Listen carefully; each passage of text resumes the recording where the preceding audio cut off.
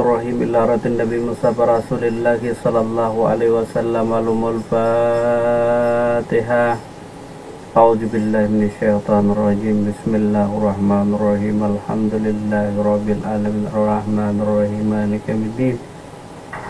Iyyaka na'budu wa iyyaka nasta'in ihdinas siratal mustaqim siratal ladzina an'amta 'alaihim ghairil maghdubi 'alaihim waladdallin.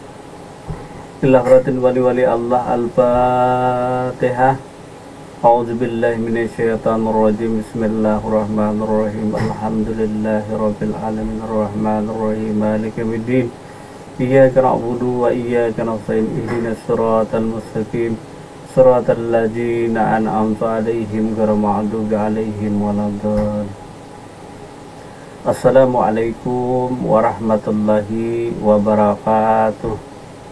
Waalaikumsalam warahmatullahi wabarakatuh. Alhamdulillahirabbil alamin. Assalatu wassalamu ala asrofil anbiya wal mursalin sayyidina wa nabiyyana Muhammad wa ala alihi wa sahbihi ajmain, amma ba'd. Pertama-tama marilah senantiasa kita panjatkan puji syukur kita kepada Allah Subhanahu wa taala atas segala limpahan rahmat dan hidayah daripada Allah.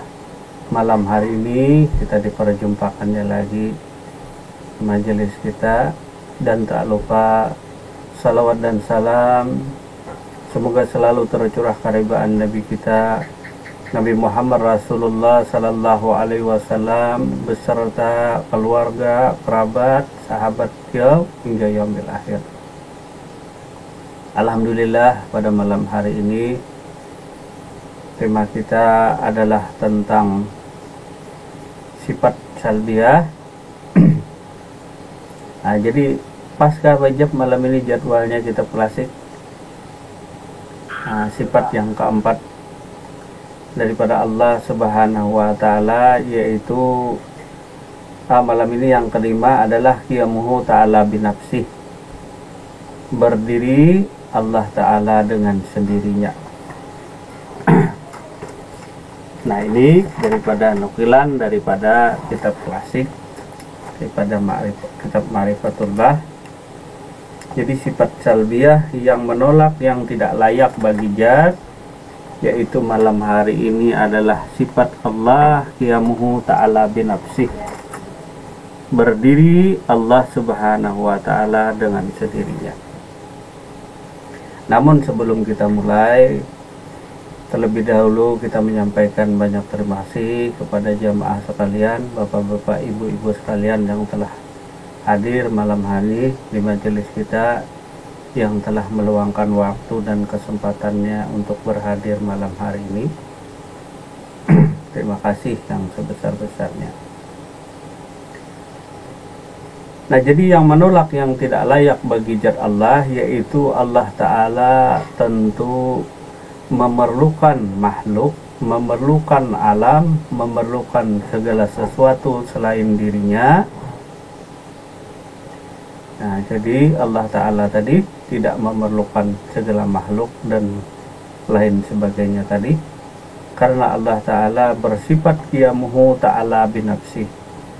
Allah berdiri dengan sendirinya.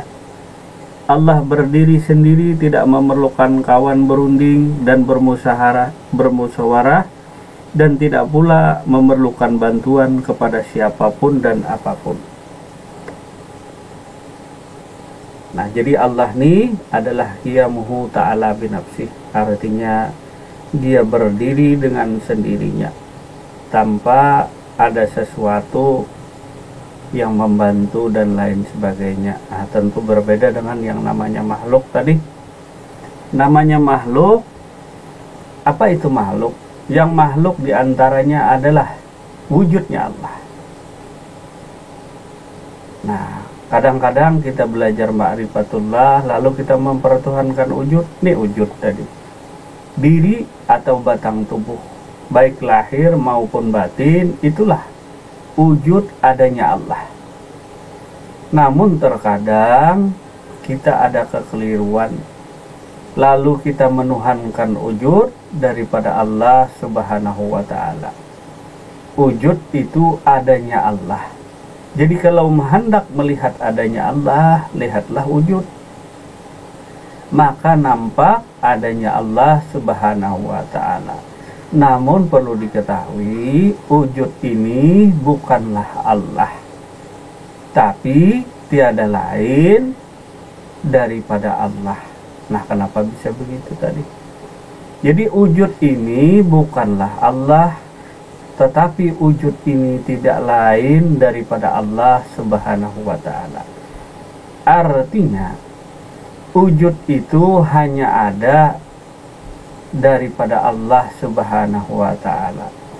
Wujud alam semesta, wujud makhluk itu adanya daripada wujudnya Allah Subhanahu wa ta'ala.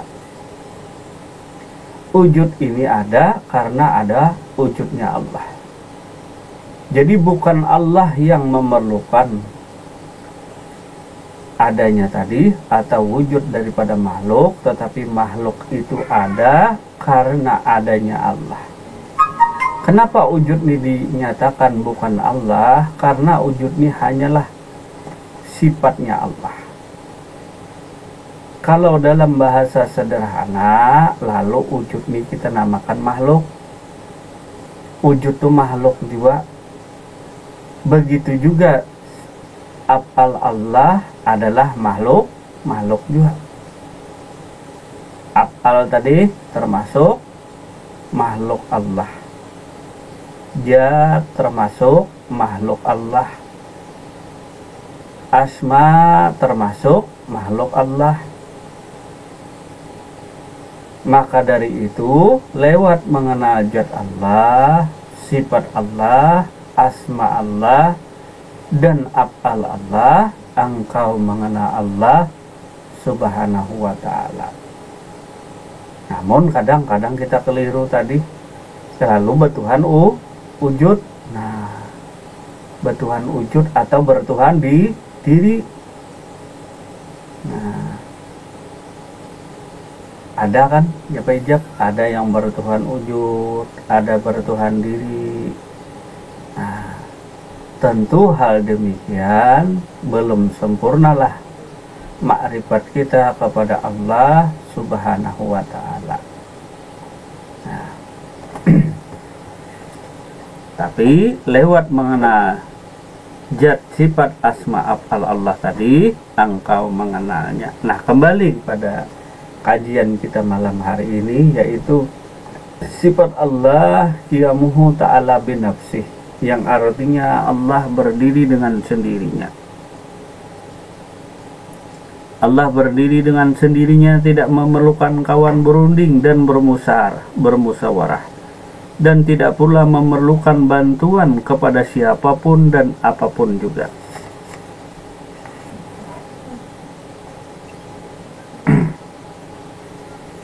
Nah, sedangkan sifat salbiyah tadi adalah yang menolak yang tidak layak bagi zat. Jadi sifat salbiyah ini diantaranya adalah qiyamuhu ta'ala binafsi tadi, yang menolak yang tidak layak bagi zat. Jadi Allah Ta'ala kalau bergantung dengan sesuatu, maka itu tidak layak bagi zat Allah. Nah, zat Allah ini saja tidak bergantung segala sesuatu. Begitu pula sang pemilik zat. Jadi ada zatnya, ada pemilik zat. Kalau Allah itu nama daripada zat, sedangkan Tuhan itu pangkat daripada zat. Jadi ada zat, ada nama zat, ada pangkat zat. Nah, semuanya zat tadi. Nah, artinya ada zatnya, ada namanya, ada apa? Pangkatnya. Ada zat Allah, ada asma Allah, ada pangkat Allah, yaitu Tuhan semesta sekalian alam. Nah, jadi Tuhan itulah pangkat daripada zat, sedangkan Allah itu nama daripada zat, yang melekat segala sifatnya, segala asmanya, segala af'alnya. Jadi Allah itu nama dari sekalian nama Allah disebut dengan Ismul Ajam tadi. Jadi kumpulan nama-nama Allah yang banyak itu adalah dalam kalimah alif lam lam ha atau Allah. Nah, jadi zat Allah kemarin yang keempat adalah mukhalafatul lil hawadis, yang berbeda, tidak sama dengan sesuatu. Nah, pada malam hari ini sifat salbiyah yang kelima yang menolak bagi zat Allah yang tidak layak, yaitu Allah Ta'ala bergantung kepada segala sesuatu. Sifat Allah, sifat zat Allah itu qiyamuhu ta'ala binafsih, berdiri dengan sendirinya. Artinya tidak ada zat lain yang ada pada diri insan atau alam semesta melainkan hanya zat Allah semata-mata. Jadi tidak ada bercampur lain, tidak ada bahan lain selain daripada zat Allah yang meliputi diri insan dan alam semesta. Karena dia berdiri dengan sendiri, tidak ada campur lain. Misalnya bercampur itu seperti susu dengan air. Nah, ini dua percampuran. Tetapi zat Allah ini berdiri dengan sendirinya. Hanya satu zat, kalau air, air saja. Tidak ada percampuran zat lain. Artinya berdiri dengan sendiri tadi memang murni, memang esa. Nah, mungkin ada kesempatan lain kita pembahasan tentang surah Al-Ikhlas, tentang kemurnian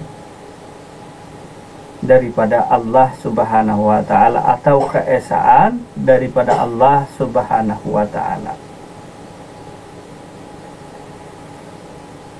Nah, jadi yang dinamakan qiyamuhu ta'ala binafsi tadi, berdiri dengan sendirinya, zatnya itu tidak ada campur lain, tidak ada bahan lain kecuali hanya zat Allah.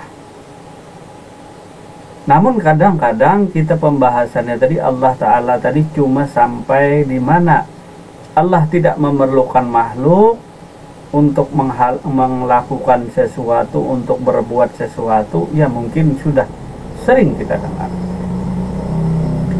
Namun perlu diketahui bahwa untuk mengenal Allah Subhanahu wa Ta'ala diperlukan namanya tauhid. Tauhid ini adalah benteng daripada seorang mukmin untuk tidak melakukan yang namanya syirik atau disebut dengan musyrik, mensekutukan Allah Subhanahu wa Ta'ala, di mana dia belajar daripada usul asal daripada agama, yaitu ilmu tauhid, yaitu mengesahkan Allah Subhanahu wa Ta'ala. Di antaranya mengesahkan segala sifat-sifat Allah Subhanahu wa Ta'ala, mengesahkan zat Allah Subhanahu wa Ta'ala, mengesahkan segala asmanya Allah, mengesahkan segala apalnya Allah Subhanahu wa Ta'ala. Jadi benteng daripada diri insan, diri seorang mukmin tadi, untuk tidak terjerumus kepada syirik atau yang disebut musyrik adalah dengan cara bertauhid. Di antaranya pada malam hari ini yang kita bahas adalah tauhidul sifat, keesaan sifat-sifatnya Allah, yang mana sifat salbiyah adalah menolak yang tidak layak bagi zat, yaitu ada zat lain dalam Allah pembentukan alam semesta beserta isinya. Di dalam rangka kita mengenal diri, mengenal Allah Subhanahu wa Ta'ala, maka ditanamkanlah yang namanya tauhid, tauhidul sifat. Kita pandang kepada diri makhluk, sadar diri makhluk tadi, sadar diri ini adalah es batu. Nah, dia pas sadar diri ini es batu. sadar diri ini es batu tadi, sadar ya benar es batu tadi, diri adalah es batu. Tetapi sebenarnya es batu ini bahan dasarnya atau zatnya yang berdiri kepada batang tubuhnya baik lahir maupun batin adalah air semata. Inilah mungkin kaitannya dengan sifatnya Allah qiyamuhu ta'ala binafsi. Zat Allah Ta'ala tadi berdiri dengan sendiri tanpa ada bahan lain. Ya kalau ini memang dilihat bentuk dan rupa, ya tentu berbeda antara air dengan es batu. Makhluk ya makhluk, Tuhan ya Tuhan, Allah ya Allah, si manusia ya manusia. Tentu tidak sama yang namanya si insan manusia dengan Tuhannya, tentu berbeda. Antara si hamba dengan Tuhannya jelas berbeda. Antara manusia dengan Allah Subhanahu wa Ta'ala tentu berbeda. Maka dari itu tentu ini bukan Tuhan. Nah, tentu diri ini atau wujud ini bukanlah Allah Subhanahu wa Ta'ala, tetapi tidak lain daripada Allah, karena dirinya tadi adalah tajalli Allah, kenyataan Allah Subhanahu wa Ta'ala. Kenyataan sang zat ialah dirimu, baik tubuh lahir maupun tubuh batin. Itulah kenyataan sang zat, yang mana berdiri dengan sendirinya zat Allah tadi, tidak ada campur lain, bahan lain selain daripada zat Allah dalam pembentukan insan manusia, diri tadi, dan seluruh alam semesta. Artinya zat itu murni daripada zat Allah Subhanahu wa Ta'ala. A'udzu billahi minasyaitonir rajim. Bismillahirrahmanirrahim. Qul huwallahu ahad. Katakanlah dia Allah yang Maha Esa. Tetapi kalau Tuhan sendiri yang berkalam. Kata Tuhan tadi, katakanlah akulah Allah yang Esa.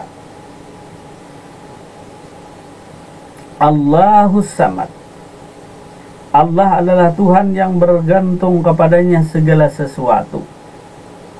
Aku adalah Tuhan yang bergantung kepadaku segala sesuatu.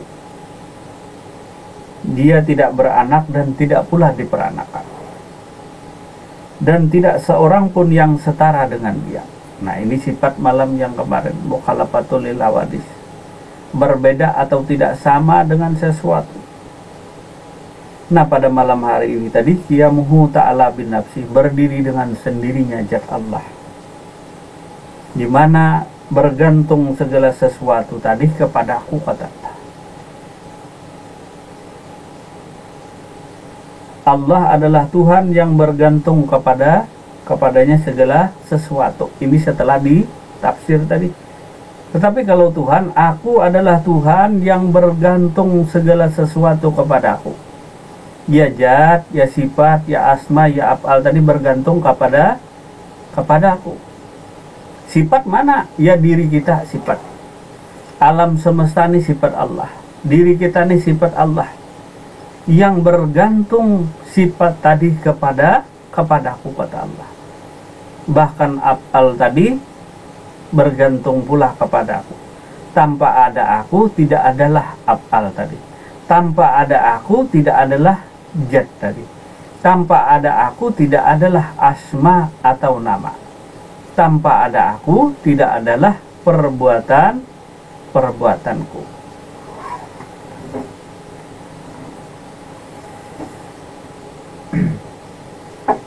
Nah, jadi zat itu tadi berdiri dengan sendirinya, maksudnya kembali kepada pengajian yang telah lalu. Aku ciptakan Adam seperti rupaku. Jadi Allah menciptakan Adam tadi seperti rupanya, maksudnya seperti ini tadi. Dari air diciptalah es batu. Bukan rupa Allah yang ini rupa makhluk atau rupa daripada insan. Tetapi rupa insan tidak lain daripada Allah bukan rupa Allah, tapi tidak lain daripada Allah. Aku ciptakan Adam seperti rupaku. Artinya seperti itu daripada dasarnya qiyamuhu ta'ala binafsi, zatnya yang berdiri dengan sendiri, yaitu air semata-mata, air saja, ya anggaplah contoh dan misal air semata. Dari zat yang semata-mata air ini lalu dibentuklah bentuk dan rupa yang baru disebut dengan muhaddas. Lalu terciptalah Adam seperti rupaku.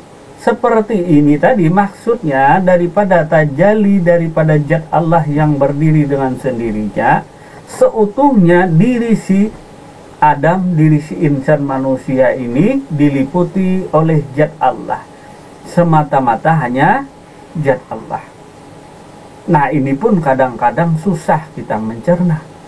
Baru tahap sampai kepada zat Allah pun ketar-ketir sudah, apalagi naik daripada hendak mengenal sang pemilik zat. Maukah Pak Arba'in bertuhan zat? Tentu marah yang punya zat. Misalnya ini tubuh tentu ada pemilik tubuh. Kalau engkau mempertuhankan tubuh, tentu sang pemilik akan marah. Misalnya nih rumah. Apakah rumah itu tuan rumah? Tentu bukan. Rumah adalah kenyataan sang pemilik rumah. Sang pemilik rumah ya sang pemilik rumah. Rumah ya rumah. Pemilik rumah. Wujud ya wujud. Nah, sang pemilik wujud tentu berbeda dengan wujudnya. Tetapi wujud tadi tidak lain daripada sang pemilik wujud. Nah, jadi zat itu bukan Allah, tapi zat tadi tiada lain daripada Allah Subhanahu wa ta'ala. Itu zatku, kata Allah. Itu sifatku, itu asmaku, itu af'alku. Dengan demikian bisalah kita terhindar daripada yang namanya syirik. Nah, sekarang kan tak ada lagi orang nyembah batu, nyembah patung, nyembah keris, dan lain sebagainya, tak ada. Tetapi kadang-kadang mempertuhankan segala sifat-sifat, mempertuhankan segala asma, mempertuhankan segala af'al Allah Subhanahu wa ta'ala. Nah, jadi yang berdiri tadi, berdiri dengan sendirinya maksudnya hanya zatnya. Tidak ada ketergantungan, artinya harus memerlukan zat lain dulu. Allah nih membentuk segala alam semesta tadi mencari zat lain dulu. Makanya zat Allah tuh siap sedia. Sudah sedia, tidak lagi mencari-cari. Nah, bayangkan kalau membangun rumah tidak sedia. Kayunya cari dulu, atapnya bikin dulu dari itu pelepah apa? Tempat kita tuh, Pak Arbani, pelepah rumbia. Nah, rumbia tuh sagu, nah, bikin dulu dari bambu, nebang dulu. Kalau semen, nah, beli semennya dulu, cari batunya dulu. Kalau zat Allah ini sedia, kalau sudah sedia tadi, dan dia berdiri dengan sendirinya, tanpa memerlukan zat lain, tanpa memerlukan makhluk atau zat lain, artinya berdiri dengan sendirinya. Itulah kekuasaan Allah Subhanahu wa ta'ala tadi. Nah, jadi zat itu hanya zat yang satu. Nah, kalau zat Allah itu banyak, nah, bingung kita dari mana zat ini tadi diambil. Zat Allah itu esa tadi. Zat Allah itu tidak ada benda khususnya. Nah, semua yang tajalli, semua yang nampak itu tiada lain daripada tajalli atau nyatanya daripada zat Allah Subhanahu wa ta'ala. Jadi zat Allah tidak ada benda khusus. Nah, dari air tadi berdiri dengan sendirinya, lalulah jadilah es batu. Nah, berbentuk si air tadi jadi kaki, jadi ke tangan, ada bulu, kulit, darah, daging, urat, utak, tulang, sumsum tadi. Nah, titis menitis jadi menjadi. Nah, daripada syair, daripada orang sufi, orang Banjar, titis menitis jadi menjadi air tadi menitis. Nah, menitis daripada rahim ibu jadi menjadi tadi. Lalulah jadilah diri insan daripada noktah tadi. Yang daripada mana? Daripada zat Allah juga. Nah, dari zat itu tadi berdiri dengan sendirinya, lalu Allah ciptakan Adam seperti rupanya dari air, jadilah es batu. Es batu ini hanyalah tajalli daripada sang zat, tajalli daripada Allah. Jadi kalau hendak melihat zat Allah, lihati diri Adam tadi, atau batang tubuh daripada insan baik lahir maupun batin. Itulah senyata-nyatanya zat Allah subhanahu wa ta'ala yang berdiri dengan sendirinya. Allah tidak memerlukan bahan lain, tidak mengambil daripada makhluk, tidak, daripada zat dirinya sendiri. Nah, kalau di dalam beramal ibadah pun tadi katanya Tuhan tidak memerlukan segala amal ibadahmu. Lalu dia berhenti beramal ibadah tadi. Karena Tuhan juga tidak memerlukan amal ibadah. Yang memerlukan amal ibadah adalah diri makhluk. Jadi yang dinamakan makhluk tadi adalah selain daripada aku, kata Allah. Selain daripada aku, itulah makhluk. Jadi makhlukku itu adalah zat, adalah sifat, adalah asma, adalah af'al. Itulah zatku.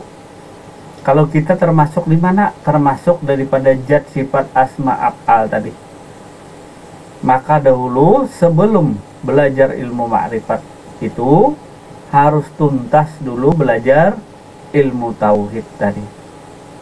Nah, nanti bingung mana zat Allah. Nah, karena zat Allah tadi sudah tajalli, sudah nyata, tidak bisa dicari-cari lagi. Karena sudah tajalli kepada diri si Adam. Karena Adam itu ganti Allah, Adam itu khalifah, ganti daripada Allah subhanahu wa ta'ala, yang mana dirinya dicipta Allah daripada daripada zat Allah tadi seperti rupanya. Aku ciptakan Adam seperti rupaku. Memang Adam tadi tanah dari mana? Daripada Nur Muhammad juga. Nur Muhammad dari mana? Daripada zat Allah juga. Jadi Nur Muhammad itu tajalli daripada sang zat. Tajalli daripada sang zat. Mana Nur Muhammad tadi? Nur Muhammad tadi adalah tubuh lahir, tubuh batin. Nur Muhammad tadi tiada lain daripada zat Allah juga. Nah, kalau Allah punya zat, kalau makhluk tadi punya batang tubuh. Nah, punya batang tubuh. Yang mana batang tubuh tadi? Daripada Nur Muhammad tadi. Nur adalah cahaya, Muhammad tadi daripada nama Allah juga yang artinya mulia, yang artinya banyak dipuji. Kemudian lagi surah Al-Isra ayat 111. Dan katakanlah segala puji bagi Allah yang tidak mempunyai anak dan tidak punya sekutu dalam kerajaannya. Dia bukan pula hina yang memerlukan penolong, dan agungkanlah dia dengan pengagungan yang sebenar-benarnya. Quran surah Al-Isra ayat 111.